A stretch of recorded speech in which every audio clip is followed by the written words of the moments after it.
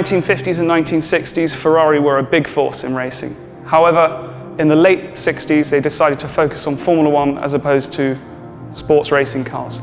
So the baton was given to the privateers to take cars to Le Mans and compete with them. And this car is such an example. Campaigned by Ecurie Francorchamps, the team famous for winning in 1964 and winning their class in 1957 with a 500 TRC. Under the bonnet, we've got the classic V12. Again, its roots can be traced back to the 166mm with that Colombo base.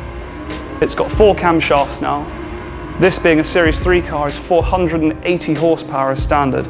Could last to the end of the race. It was a strong, powerful engine that wasn't too fragile. The key to Ferrari's success at Le Mans. The bodywork on the Daytona was steel. The bonnet was alloy, the doors were alloy, and the boot lid was alloy to save weight. But the basic principle behind the Daytona was a strong, rugged chassis that could take a long endurance race with its reliable engine, and aerodynamics were very basic at that time. You have to remember this is pre-chicanes on the Mulsanne Straight. The circuit was about speed and longevity.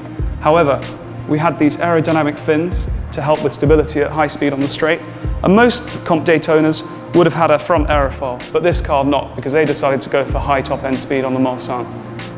The final major modification on the Daytona were the wide wheel arches to accommodate the big wheels and big tyres, and of course big brakes within there.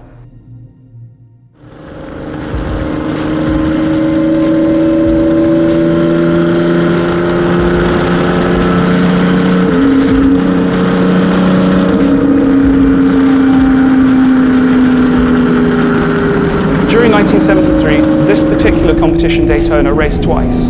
Once at the 1,000 kilometers of Spa, and then the second time was at the 24 hours of Le Mans. Following that, it was refurbished by the factory, sent back to Ecurie Francorchamps, and sold to Robbie Gordon here in the UK because of its right-hand drive nature.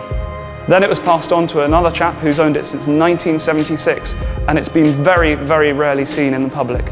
Last year it was displayed at a concourse, but it hasn't been seen in anger. This year, it's going to go up the hill at the Goodwood Festival Speed,